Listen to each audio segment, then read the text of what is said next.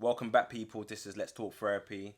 I'm your trainee psychotherapist. Welcome in the making, showcasing my experience as a trainee psychotherapist and having conversations surrounding mental health. Before I get into the video, I want to say a massive shout out to all the people that are showing love and support to the channel.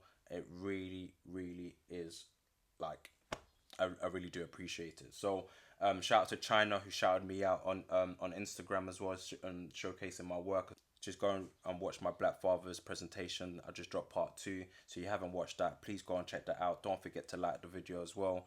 I'm starting to have to get used to the idea of liking is a big thing on this, algorithm, all of that nonsense. So yeah, I don't want to bombard you too much with that, but at the same time, yeah, please show your support by liking the video as well. So if you're tuning in, like the video, share if you can as well, or just have the conversation as well surrounding mental health. If it means that it can help somebody else around you that's probably suffering from the mental health and I want a unique sort of perspective, show them this sort of platform. I was sitting down and I was thinking, okay, what was my next video that I wanted to do? It made me think, okay, wow, like I'm talking about therapy and I'm talking about the barriers of mental health and so forth.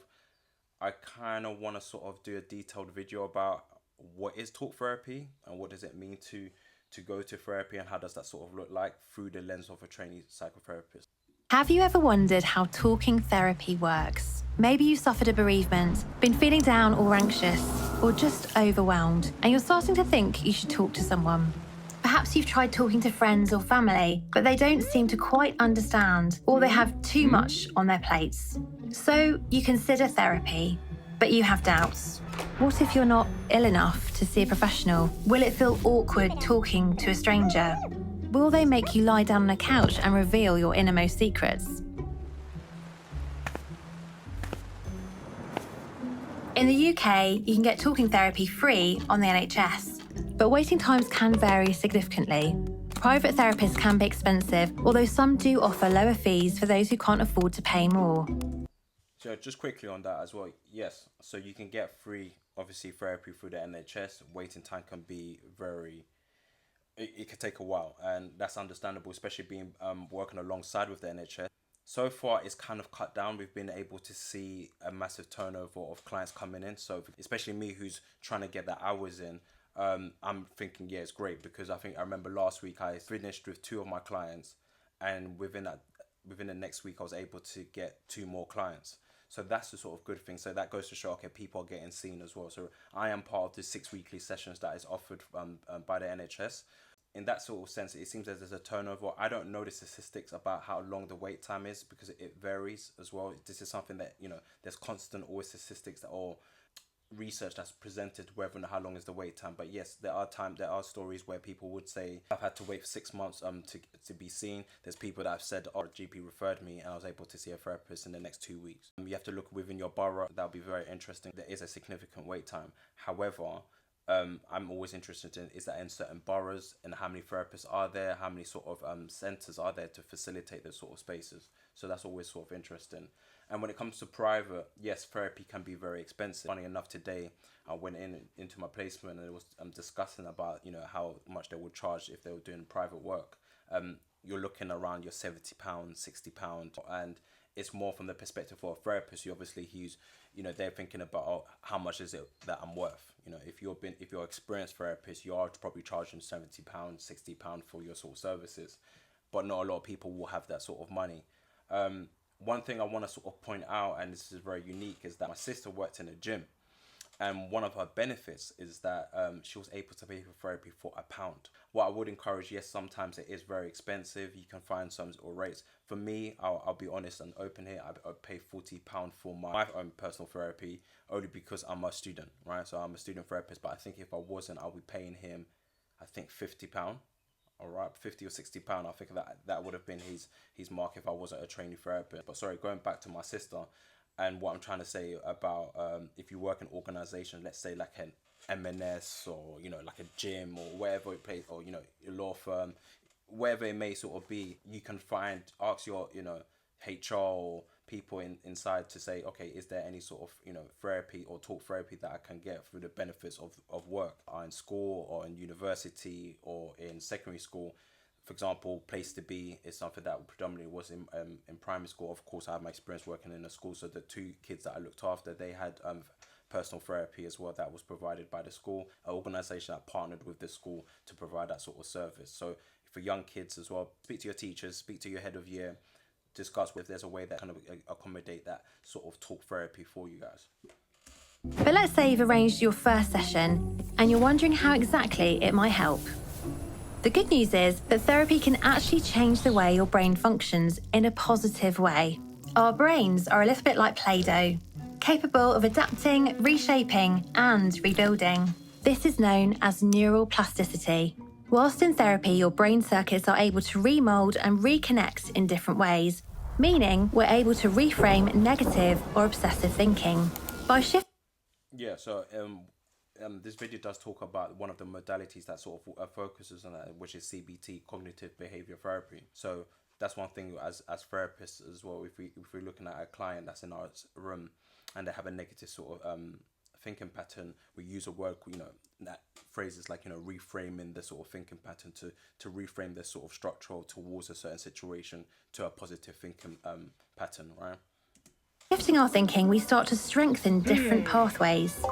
So, when you talk through stressful feelings and strong emotions in therapy, you're rewiring your brain, a bit like rewiring an electrical circuit. Therapy also activates the hormone serotonin and can help improve our ability to cope with stress. Studies That's just all going to the neuroscience of it, which is very important, which I remember doing my psychodynamic course. We touched on neuroscience within therapy as well, which was very, very interesting. But that goes all a bit sciencey for me, but it's still important. found the brains in people who've had therapy for depression and post-traumatic stress disorder showed improvements that were as good as SSRI antidepressant treatments. Even short courses of therapy can be beneficial. So for me, I had lots of reservation towards the 6 sessions. So while studying and throughout this time, I was thinking, okay, how do I envision myself as a therapist? I've always saw myself as a long-term therapist. The ideal was that being able to sort of really build a sort of connection and a therapeutic relationship within that space, and you have time to sort of unpack the material that the clients were presenting in the therapy room. And I'm thinking to myself, yes, 6 sessions is a thing, but I'm not too sure until beauty of actually studying and learning about this thing when I came across time limited counseling. And at first I was like, my reservation was, what if in the 5th session the client decides to unpack everything and then you got one more session? How do you sort of structure these sort of sessions? And I thought as well at the time I didn't want to be part of the NHS. I don't know, that's because of the narrative of what you see on the news and so forth. But at the same time, I was like, I didn't want to be part of the NHS. I wanted to work with an organisation that offered long-term therapy, and I'll be part of that. Until I did my placement interview, and I remember my the supervisor, the lady that was conducting the interview, she was like, okay, we offer low-cost counselling and we offer NHS counselling. And I remember, which one do you want to do? And I remember thinking, right, it's up to you. I don't really mind, whatever suits well.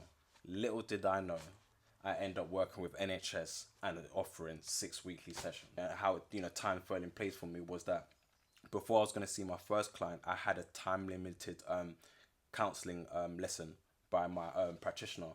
So that really opened the doors and really changed my sort of narrative towards 6 sessions. Yes, it's only 6 sessions, but it doesn't mean that the client can't come in and sort of present material that we can sort of work with. And a lot of the times the benefits of 6 sessions is that sometimes people will come in for the here and now. So, okay, I'm going through this at the moment. Of course, there's so much other things that the client could bring up, but they can come, okay, I've got this issue at this moment. Could you help me for this time? And that's what 6 sessions can sort of provide right there. Been seeing clients, I've really seen what the work can be done within 6 sessions. Sometimes I'm like, I wish I had more sessions, but it's not, once I'm in those sessions, it's not about wishing there's more. It's about what can we do in that here and now. Okay, you're presenting this. How can we work with that? How can I facilitate a space to allow you to be vulnerable, to share this sort of material, and then work on ways how we can change that thinking pattern into a positive thinking pattern? How can we make sense of one's own trauma? How can we make understanding of one's own behaviors towards certain things? Those type of things are very important that these clients can sort of unpack. And when you do that in the here and now, you can see the benefits of the 6 sessions. Let's carry on. And be beneficial. They often use techniques known as CBT, or cognitive behavioural therapy. This can be particularly useful in helping you change specific behaviours or negative thinking patterns because it focuses attention on your problems and helps you develop coping strategies. In 2020 to 21, over 630,000 people completed the NHS Talking Therapy programme in England, averaging 7.5 sessions with a therapist. 51.4% of those who completed the programme for anxiety or depression recovered. I'm very cautious with numbers and statistics like that. It's like not necessarily recovery that I'm, as a training therapist, for me personally, that I'm looking at is allow them to have the space to talk about those things and contain that. And of course, yeah, we could talk about coping strategies. That's what we allow the client to sort of come up and we work. Okay, how does that work with your sort of given circumstance, right? But then again, it's always interesting to hear recovery because I'm always thinking about what do you mean by recovery? But recovery looks very different for different people. Last two sessions with my clients, I kind of do ask them, okay, how has therapy helped you, and also how they felt about therapy. More importantly, that's something that I sort of unpack there.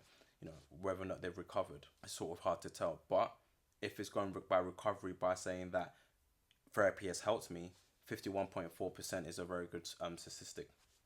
The most important factor determining whether therapy works for you is the quality of the relationship you have with your therapist. This is actually more important than the type of therapy you choose or the therapist's experience.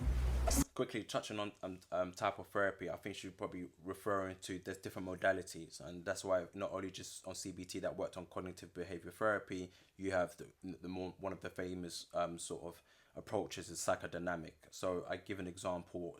Let's say those two contrasts. If we focus just on CBT and psychodynamic, the way I look at it is, let's say you have a client that comes into the therapy room and says, okay, I keep losing my keys, and every time I lose my keys, I get worried. I get so anxious. When I lose my keys, I get flustered. I can't find them.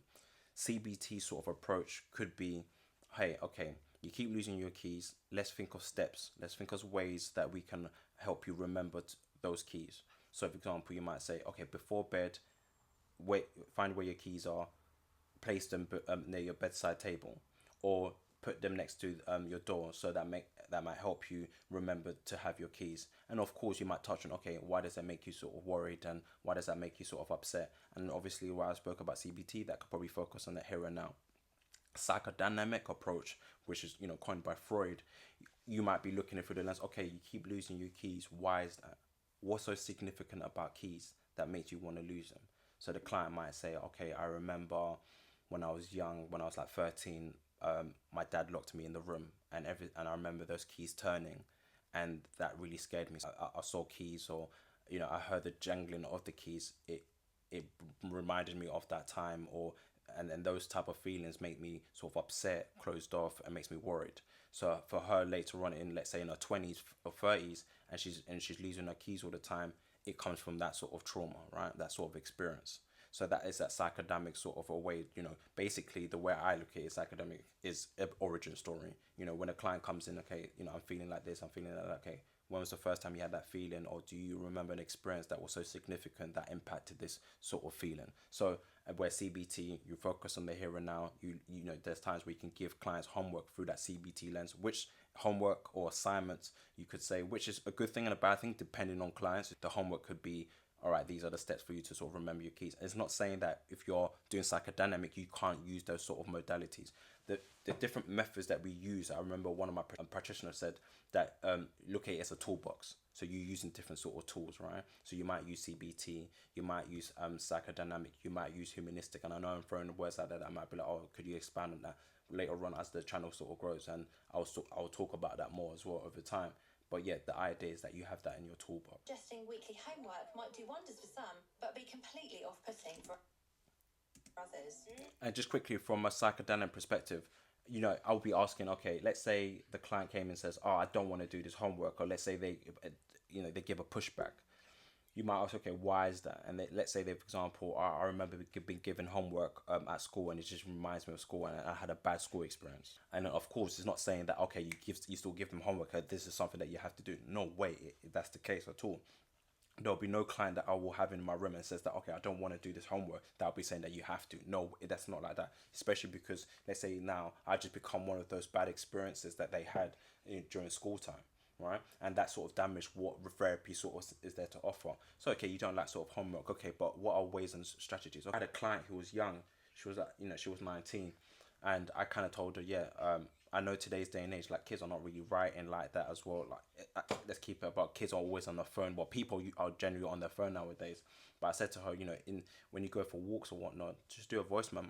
Voice memo can be really sort of crucial as well to sort of help you elaborate your thoughts and feelings. Me personally, that's one of the things. Like I used to journal a lot, but a lot of the times now I put my headphones in, you know, open up voice memo and I just share my thoughts and feelings and I just have it there. So, and of course, this is something that is explored with the client. It's not saying that you're just giving suggestions left, right, center. It's not that. We're not a teacher per se. This is something that you explore. You collectively, collaboratively work on ways for the betterment of the client, for them to, you know, take things within therapy. Why can therapy be better than talking to a friend? For starters, you get your therapist's undivided attention, and you don't have to worry about what they think of you. You can cry your eyes out, they won't judge you. Unlike with a friend, you don't have to worry about hurting your therapist's feelings. Then there's confidentiality. Unless the therapist thinks you're at risk of harming yourself or others, whatever you say in the therapist's office stays in the therapist's office. A friend might offer advice, which, even if well-intended, might not be right for you. Advice situation as well. Advice is good sometimes, only if it works for you. You have to look at your given circumstance. You have to look at your given experience. And you also, people that give advice as well, I'm very conscious as well myself when I do give advice. Okay, where's this advice coming from? You know, am I being relatable? With me thinking that, that is obviously very different to what we do as a therapist. As a training therapist, I'm not there to advise or to facilitate a space where the client gets to sort of elaborate their emotions and be held within those moments when they're showing those deep emotions. Over time, work on strategies and coping mechanisms that best suits with the client. A good therapist usually won't offer advice, but instead listen, summarise what you said, and reflect it back to you. This simple technique can help you see things from a different perspective. Unlike a friend who may be quick to agree with you, a therapist can challenge you in a supportive way. And without being challenged, you may not find new ways of thinking or behaving. Of course, therapy doesn't work for everyone in every situation. So that comes to the question, should everybody go to therapy? Now, this, on surface level, my opinion, I will say yes. If we're going by what this video shows, you know, to experience therapy, I think is important for whatever it may be, whether it be for 6 sessions, whether it be for long-term therapy, whether it's been told by a friend or, you know, you've been referred by your GP, taking that experience with a therapist, with the framework that we work with, training therapists and therapists. Yes, I would say, you know, you should go to therapy. But of course, people will look at therapy very differently. People might say music is their therapy, gym is my therapy, work is my therapy. Which I would say, yeah, you know, I'm not here to challenge that at all. But in that same breath, I would say, I think they give therapeutic feelings, you know, that sense of vulnerability, that sense of being held and contained or being able to articulate one's thoughts and feelings. So if, you know, if one rapper says, yeah, no, when I'm in the music booth, it's therapy to me, I think it's that therapeutic feeling that they have. But I think what talk therapy and what I'm showing this video displaying is that how you can see is vastly different to those sort of things that give you that therapeutic feeling. Serious mental health conditions can require drug treatment or even an inpatient stay. Other people find self-help techniques such as meditation are enough for them. But overall, studies show that a typical client is better off for having gone through the process. In fact, according to the NHS, in 2022, over 66% of people who entered therapy found it beneficial. In the words of American writer Carly J. Hansen, "Therapy didn't fix me. Therapy gave me the tools to help me fix myself over and over again for the rest of my life." Yeah, people, that is talk therapy. That's how it works. I wanted to give a sort of detailed sort of view on, you know, what is really therapy. Hopefully this kind of encouraged you. If you are thinking about therapy or going to therapy, you can find what type of therapy suits you. Therapy is a journey, is an experience. I know that sounds so cliche, you know, and I don't really want to be coming here as one of those, oh, it's a journey and all of that. At the same time it is, but at the same time it's like, ugh. Yes, it is a journey. It is something that goes over time. There's are times where you might be like, oh, I don't need therapy. There's times where you might say, I need therapy. You might say, okay, this is the type of therapy that I do need. This is something that I want to work on. This is something that I want to unpack. There's so many different ways of needing therapy. And I think, you know, for you to be in that sort of space, remember to be allow yourself to elaborate your thoughts and your feelings and really look into your own sort of behaviors or your own sort of patterns with someone that's able to facilitate that space where you're allowed to be comfortable to share that. There's real work there, and trust me, I find it very validating as well. Someone like me who's benefited from personal therapy as well, it's been so vital for me, very important. It's somewhere that I get to sort of elaborate my thoughts and feelings and perspectives. Especially someone like me, I tend to think a lot, and I don't say that in a bad way. I say that in a way like, I'm very inquisitive, I'm a very curious person. So to be in my own mind and to sort of share that out loud with someone that can sort of hold me and contain me in that sort of moment, I feel validated for that. You know what I mean? And I really do see the benefits out of that. And in turn, when it's our therapy, I allow myself to sort of use some of those mechanisms within my own space. So, for example, going out for walks, put my headphones in, doing a voice memo, maybe even listening to music. Sometimes while I listen to music, and that gives me that therapeutic sort of feel as well. But I know it's vastly different to sort of therapy. But yeah, people, that was it. That's my sort of take on what talk therapy is. Don't forget to like, share, and comment. Subscribe, people. Your likes are important. You subscribing is important. So keep sharing this video, keep liking this video, and don't forget to tune in next time again. So much appreciated, people. Take care.